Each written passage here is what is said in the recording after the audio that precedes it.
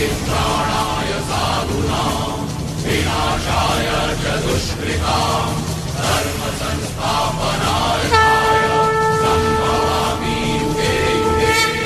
પરિત્રાણાય સાધુનાં વિનાશાય ચ દુષ્કૃતાં ધર્મ સંસ્થાપનાર્થાય સંભવામિ યુગે યુગે યુગે યુગે. નમો વિતરાગાય, નમો વૈદંતાન, નમો સિદ્ધાન, નમો આયુર્વેદાન, નમો વજ્રાન, નમો વૈ સર્વસાધન, એસો પંચનમો કાવો સર્વ પાપપ્રણાશનમ મંગલાન સવેસી પરમં ભય મંગલમ. ઓમ નમો ભગવતે વાસુદેવાય. ઓમ નમઃ શિવાય. જય સચ્ચિદાનંદ.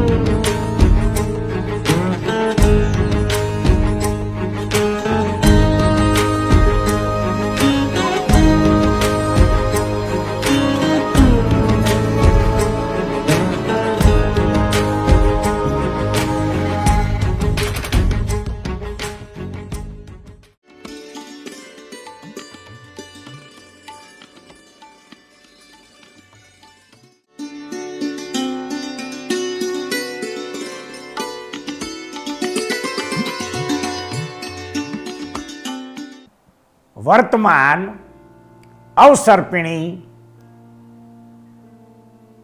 કાળમાં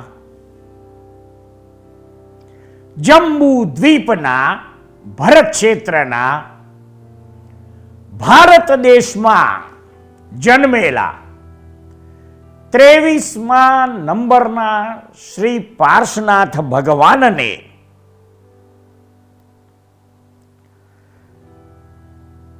વારાણસી નગરીમાં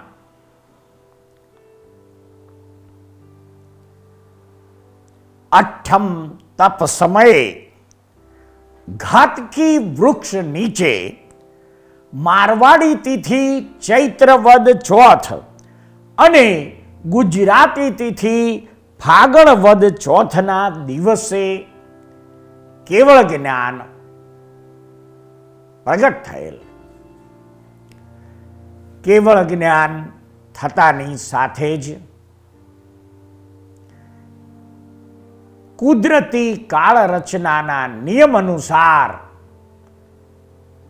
સર્વ ઇન્દ્રોના આસન કંપાયમાન થાય છે. ઇન્દ્રો પોતાના અવધિ જ્ઞાનથી તીર્થંકર પરમાત્માને કેવળ જ્ઞાન ઉપજ્યું છે તે જાણીને સંવત્સરણની રચના કરવા ઉત્સુક બને છે અને સર્વ ઇન્દ્રો તથા દેવી દેવતાઓ પોતાના શક્તિ અને સામર્થ્યના આધારે સંવત્સરણની રચના કરે છે. સંવત્સરણની રચના થયા પછી તીર્થંકર પરમાત્મા શ્રી પાર્શનાથ ભગવાન પૂર્વના દ્વારથી પ્રવેશ કરી દેવી દેવતાઓએ રચેલા સંવત્સરણના મુખ્ય સિંહાસન પાસે આવી ત્યાં રહેલા ચૈત્ય વૃક્ષને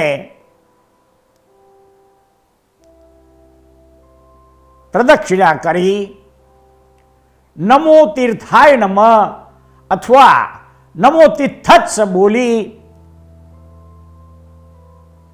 આસન પર બિરાજમાન થાય છે અને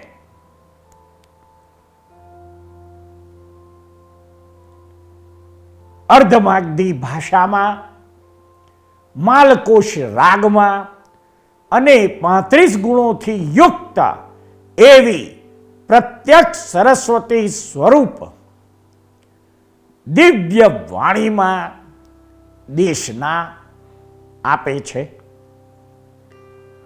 તીર્થંકર પરમાત્મા શ્રી પાર્શ્વનાથ પ્રભુની દેશનાનો પ્રધાન વિષય 12 વ્રત, 60 અતિચાર અને 15 પ્રકારના કર્માદાનનું વર્ણન એ હતો. દેશના પછી તીર્થંકર પરમાત્મા ગણધરોની સ્થાપના કરે છે. તેમાં 10 ગણધરો થાય છે. તેમાં પ્રથમ ગણધાર બનનારનું નામ શુભદત્ત હતું. પાર્શ્વનાથ ભગવાન દ્વારા ચતુર્વિધ સંઘની જે સ્થાપના થાય છે તેમાં પ્રથમ સાધ્વી બનનાર ભાગ્યશાળી સ્ત્રીનું નામ પુષ્પચૂલા હતું. પાર્શ્વનાથ ભગવાનના પ્રથમ શ્રાવક બનનાર ભાગ્યશાળીનું નામ સુવ્રત હતું. પાર્શ્વનાથ ભગવાનની પ્રથમ શ્રાવિકા બનનાર સ્ત્રીનું નામ સુનંદા હતું. સાધુનું નામ અપ્રસિદ્ધ છે. હવે ભગવાને જે પ્રથમ દેશના આપી હતી એને આપણે સાંભળવા ઉત્સુક થઈએ. અહો ભવ્ય પ્રાણીઓ, જરા રોગ અને મૃત્યુથી ભરેલા આ સંસારરૂપ મોટા અરણ્યમાં ધર્મ વિના બીજો કોઈ રક્ષણ કરનાર નથી. માટે ધર્મ જ હંમેશા સેવવા યોગ્ય છે. તે ધર્મ 2 પ્રકારનો છે. તેમાં સર્વવીરતિ અને દેશવીરતિ એમ 2 પ્રકારે છે. તેમાં અણગારી સાધુઓનો પહેલો સર્વવીરતિ ધર્મ છે. તે સંયમાદિ 10 પ્રકારનો છે, જેને ધર્મના 10 લક્ષણો પણ કહેવામાં આવે છે. અને આગારી ગૃહસ્થનો બીજો દેશવીરતિ ધર્મ છે. તે 5 અણુવ્રત, 3 ગુણવ્રત અને 4 શિક્ષાવ્રત એમ 12 પ્રકારનો છે. આ 12 પ્રકારના જે વ્રતો છે એ અતિચારવાળા હોય છે, તો સુકૃતને આપતા નથી. તેથી એક વ્રતના 5 અતિચાર છે જે ત્યાગ કરવા યોગ્ય ગણાય છે. એમાં જે પહેલું અહિંસા વ્રત છે તેમાં ક્રોધ વડે બંધ, 6 વિચ્છેદ, અધિક ભારનું આરોપણ, પ્રહાર અને અન્નાદિકનો રોધ એ 5 અતિચાર છે.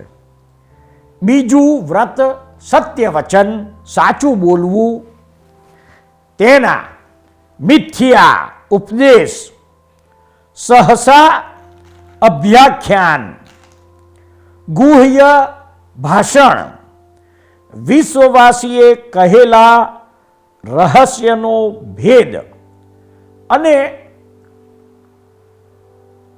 કૂટલેખ એ 5 અતિચાર છે. ત્રીજું વ્રત અસ્તેય અર્થાત ચોરી ન કરવી, તેના પણ 5 અતિચાર. ચોરને અનુજ્ઞા આપવી, ચોરેલ વસ્તુનું ગ્રહણ કરવું,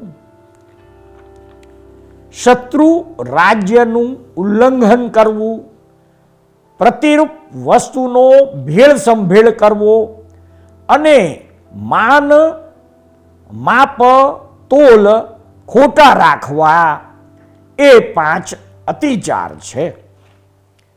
ચોથું વ્રત બ્રહ્મચર્ય, તેના અપરિગૃહિતા ગમન, ઈત્વર પરિગૃહિતા ગમન, પરવિવાહ કરણ, તીવ્ર કામભોગાનું રાગ અને અનંગ ક્રીડા, એ 5 અતિચાર છે. પાંચમું વ્રત અપરિગ્રહ, એટલે કે વસ્તુઓનો સંગ્રહ ન કરવો, તેમાં ધન ધાન્યનું પ્રમાણાતિક્રમ, પછી તાંબા પિત્તળ વગેરે ધાતુનું પ્રમાણાતિક્રમ, પછી દ્વિપદ ચતુષ્પદનું પ્રમાણાત્રિકમ, ક્ષેત્ર વસ્તુનું પ્રમાણાત્રિક્રમ અને રૂપ્ય સુવર્ણનું પ્રમાણાતિક્રમ, એ 5 અતિચાર છે.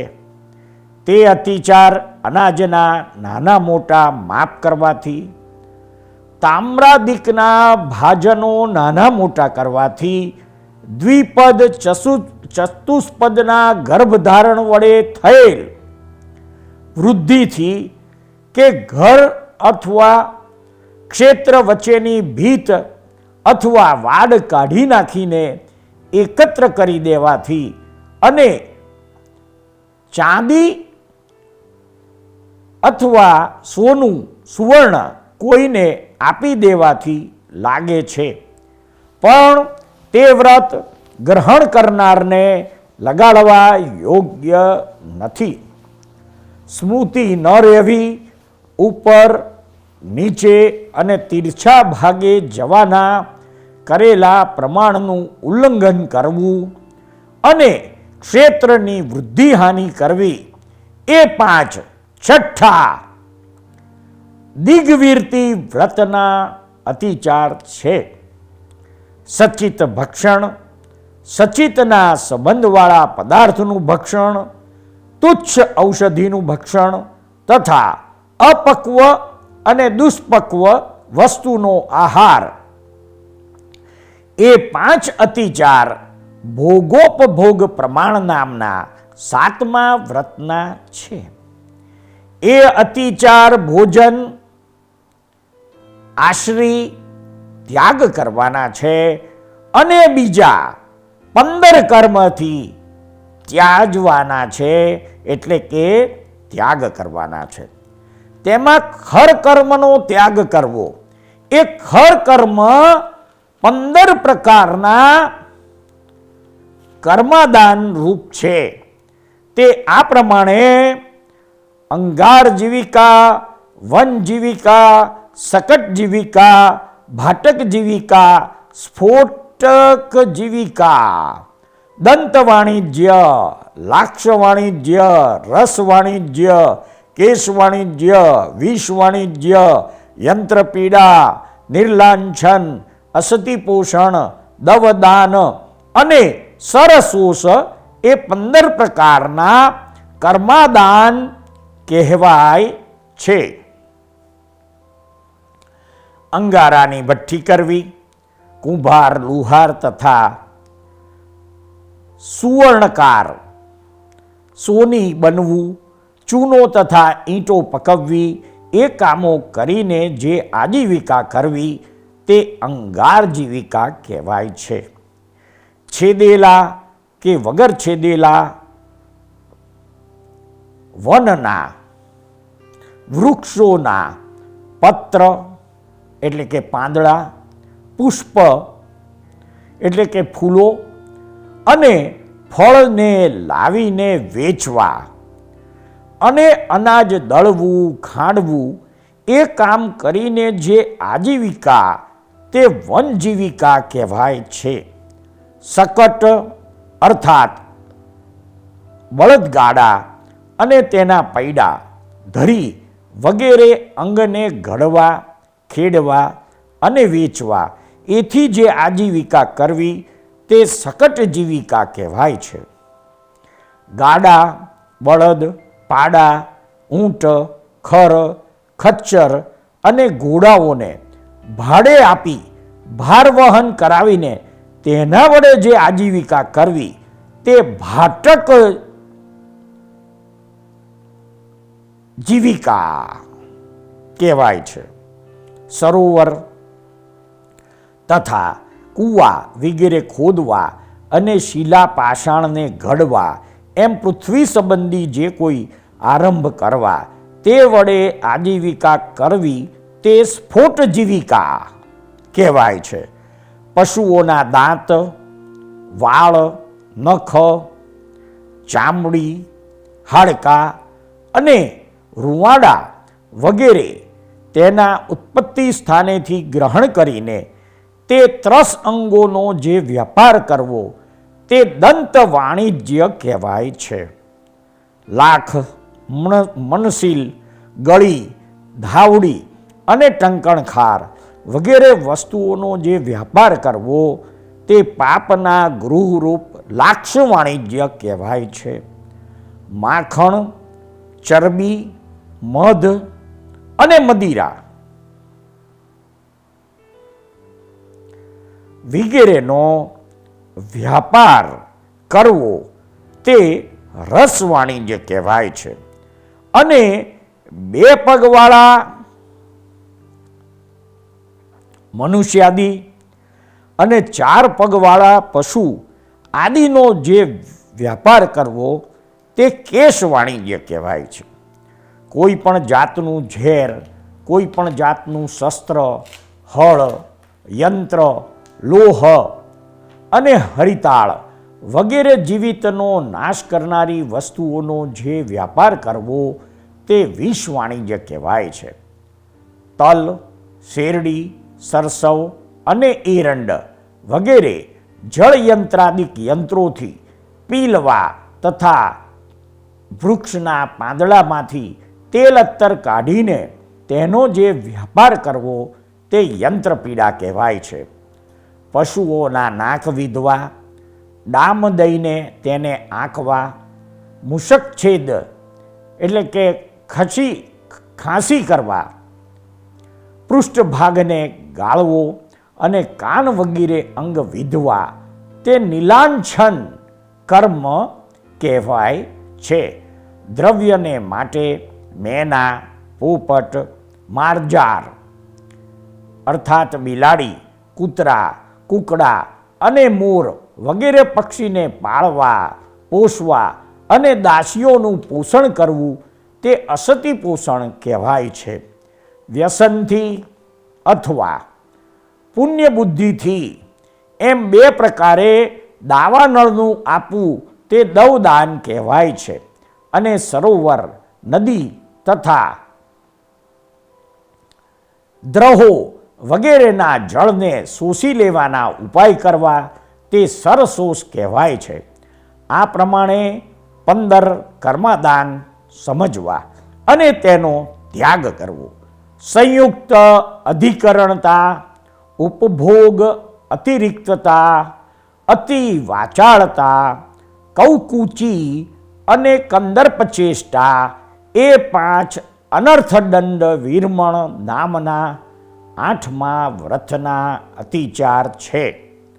મન વચન અને કાયાથી દુષ્ટ પ્રણિધાન અનાદર અને સ્મૃતિનું અનુપસ્થાપન એ 5 સામાયિક વ્રતના અતિચાર છે. પ્રેષ્ય પ્રયોગ અનયન પ્રયોગ પૂદગલનો પ્રક્ષેપ શબ્દાનુપાત અને રૂપાનુપાત એ 5 દેશાવકાશિક વ્રતના અતિચાર છે. સંથાળાદી બરોબર જોયા વિના કે પ્રમાજ્યા વિના મૂકવા અને લેવા, અનાદર અને સ્મૃતિનું અનુપસ્થાપન એ 5 પૌષધ વ્રતના અતિચાર છે. સચિતની ઉપર મૂકી દેવું, સચિત વડે ઢાંકવું, કાળનું ઉલ્લંઘન કરી આમંત્રણ કરવા જવું, મત્સર રાખવો અને વ્યપદેશ કરવો એ 5 ચોથા અતિથિ સંવિભાગ નામના શિક્ષા વ્રતના અતિચાર છે. આ પ્રમાણેના 60 અતિચારોએ રહિત એવા વ્રતને પાળનારો શ્રાવક પણ શુદ્ધાત્મા થઈ અનુક્રમે ભવબંધનથી મુક્ત થઈ જાય છે. પાર્શ્વનાથ ભગવાનના મુખે 12 વ્રતના દરેકના 5 અતિચાર એવા 60 અતિચારો અને ખાસ કરીને 15 પ્રકારના કર્મદાન રૂપ કર્મનો ત્યાગ કરવાની દેશના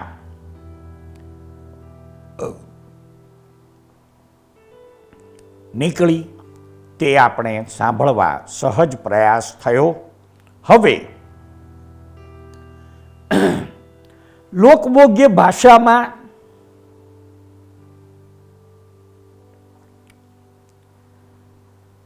આ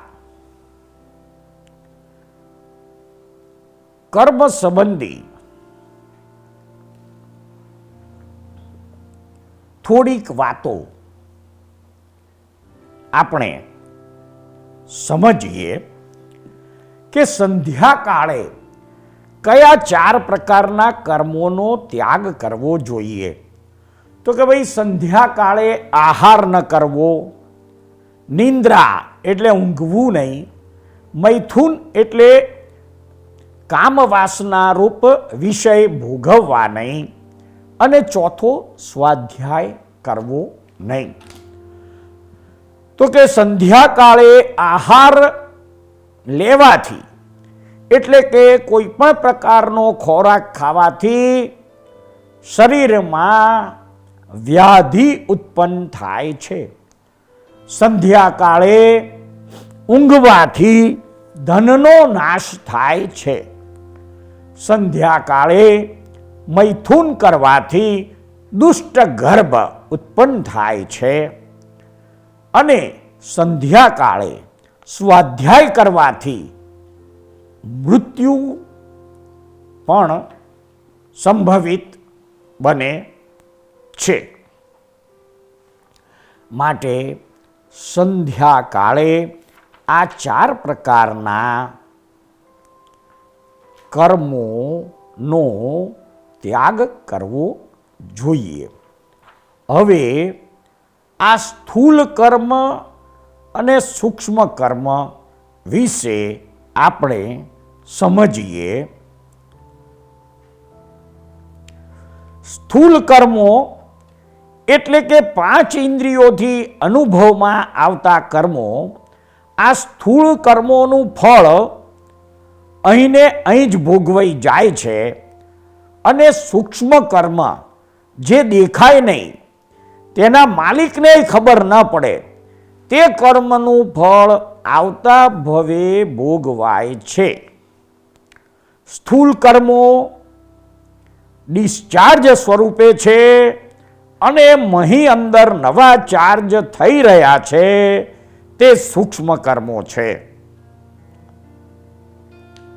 જેમ કે કોઈ વ્યક્તિ દાન આપે છે, તે સ્થૂલ કર્મ. તેનું ફળ, તેનું નામ, કીર્તિ, ખ્યાતિ, પ્રસિદ્ધિ, વાહવા રૂપે લોકો તરત જ આપશે. પણ દાન આપતી વખતે મહી ભાવ એવો હોય કે આ મેયરનું દબાણ હતું એટલે આપ્યું, બાકી હું કંઈ આપું એવો નથી, તો આ ભાવની વર્તના એવી હોય કે મારી પાસે વધારે હોત તો વધારે આપત. સ્થૂળ ક્રિયાની પાછળનો અભિપ્રાય જ સૂક્ષ્મ કર્મ એટલે કે ચાર્જ કરે છે. સૂક્ષ્મ કર્મનો કરતા અહંકાર છે. મેં કહ્યું એ ભાવ જ કર્મ બાંધે છે. સ્થૂળ કર્મથી બંધન નથી, પણ સૂક્ષ્મ કર્મથી બંધન છે. માટે અંદરના ભાવ હંમેશા સારા રાખો. આખો બાહ્યાચાર ડિસ્ચાર્જ સ્વરૂપ છે. ભાવ ફેરવવાની જરૂર છે. જગત આખું ક્રિયા ફેરવવા પાછળ નકામી મહેનત કરે છે. 3 બેટરીઓ મન, વચન, કાયાની ડિસ્ચાર્જ થઈ રહી છે અને નવી 3 ભરાઈ રહી છે. તે સૂક્ષ્મ કર્મથી છે. હવે કર્મને દૂર કેવી રીતે કરવા? કરોડો ભાવમાં સંચિત કરેલું કર્મ તપ વડે ક્ષય પામે છે. આત્મામાં રહેલા કર્મના મેલને તપ જુદો પાડે છે. અજાણપણે તપ કરવાથી જે કર્મ ખપે તે અકામ નિર્જરા છે. જે તપમાં અહિંસા અને આત્મશુદ્ધિનો વિચાર મુખ્ય ન હોય તેનાથી કર્મની અલ્પ નિર્જરા થાય. અને જે તપમાં અહિંસા અને આત્મશુદ્ધિનો વિચાર મુખ્ય હોય તથા સમજણપૂર્વકની તપશ્ચર્યા હોય તો કર્મની ઘણી નિર્જરા થાય છે, જેને સકામ નિર્જરા કહેવાય છે. એટલે કે કર્મો ક્ષય પામે છે.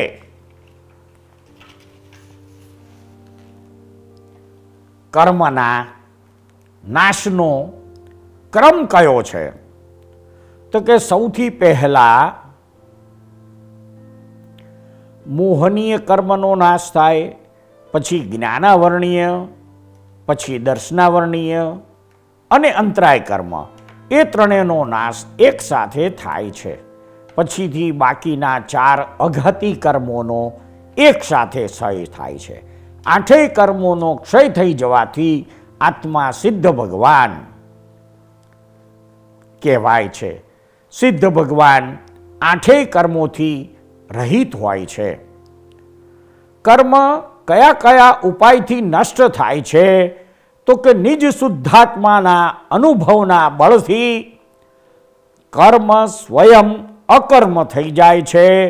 કર્મનું અકર્મરૂપ થઈ જવું તેને જ કર્મનો નાશ કહે છે.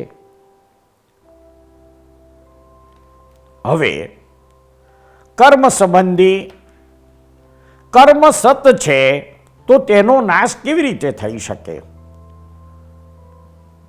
ત્યારે ગણધર ભગવંતોએ લખ્યું છે કે કર્મ એક પર્યાય છે. આ પર્યાય જે પૂતગલ દ્રવ્યનો છે તે પૂતગલ દ્રવ્યનો કદાપી નાશ થતો નથી. જે પૂતગલ સ્કંધમાં કર્મરૂપે પરિણમવાની યોગ્યતા છે તે સ્કંધને કાર્મણ વર્ગણા એવું નામ આપવામાં આવ્યું છે.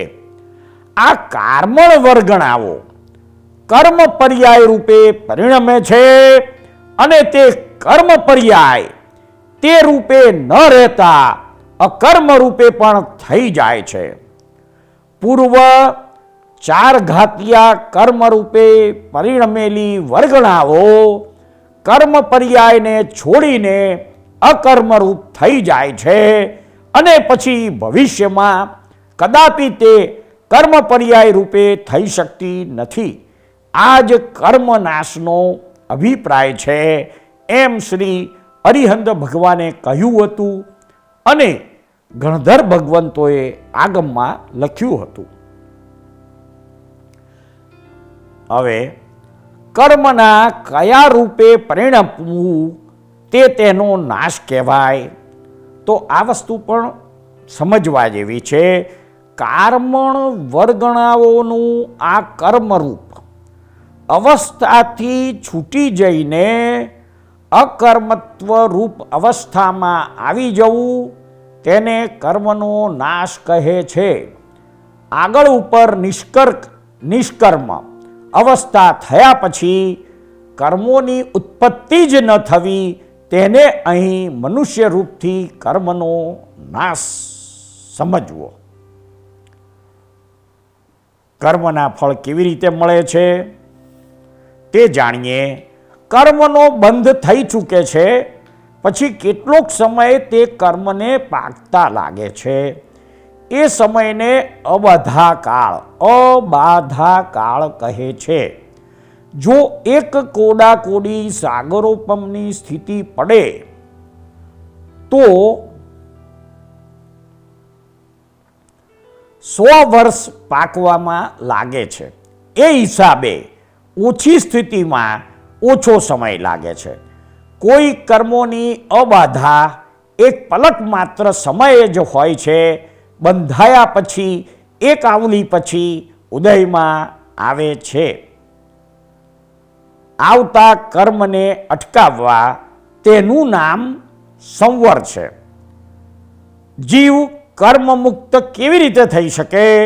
તો કે નવા કર્મને અટકાવવાથી અને જૂના કર્મને ખપાવવાથી જીવ કર્મ મુક્ત થઈ શકે છે. કર્મ ક્યાંથી આવે છે તે કેવી રીતે અટકી શકે અને કેવી રીતે ખપાઈ શકાય? તો કે આશ્રવ રૂપી દ્વારથી કર્મ આવે છે અને સંવર રૂપી કમાડથી તે આવતા અટકે છે. તેમજ નિર્જરાથી અગાઉના કર્મ ખપાવી શકાય છે. આ 8 કર્મોમાં સૌથી જોરદાર કર્મ કયું? તો કે મોહનીય કર્મ છે. હવે અહીં સામાન્ય પ્રશ્ન થાય કે કર્મ જડ છે કે ચેતન? તો કે કર્મ જડ છે. કર્મના રજકણો ઘણા ઝીણા અને સૂક્ષ્મ હોવાથી તે દેખાતા નથી, પણ તે જડ છે. કર્મ એ પૂદગલનો પર્યાય છે, માટે જડ છે. 6 અવિનાશી તત્વોમાં ચેતન તત્વ એક આત્મા જ છે. આ રીતે કર્મને આપણે સમજ્યા અને 12 વ્રત અને 60 અતિસારનો આપણે સાર સમજ્યા પછી ભગવાનની દેશના મુજબ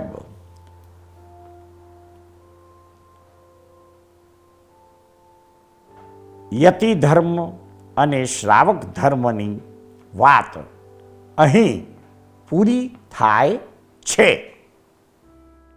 સૃષ્ટિના અદ્ભુત રહસ્યો નામાભિધાનથી અલંકૃત થયેલી સિરિયલના એપિસોડમાં રજૂ થયેલી વાણીને શાંતિથી ધીરજપૂર્વક સાંભળનાર પ્રત્યેક શ્રોતાનો તથા આ સિરિયલ નિહાળનાર પ્રત્યેક દર્શકોનો અમો સાચા અંતસ્કરણપૂર્વક આભાર માનીએ છીએ.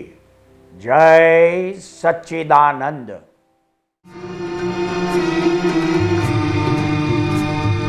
આ દુનિયામાં સર્વે જીવને સુખ ને શાંતિ હુજૂરી.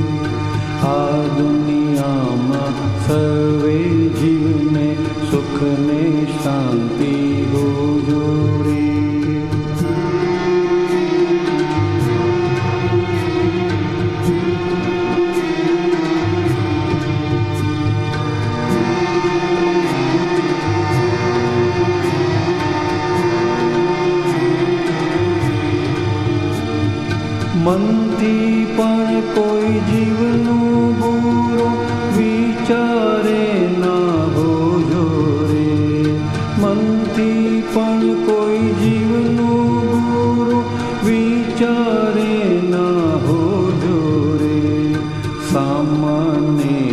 उपकारक बुद्धि अहिंसक चिंतवन हो जोरे सामान्य उपकारक बुद्धि अहिंसक चिंतवन हो जोरे आ दुनिया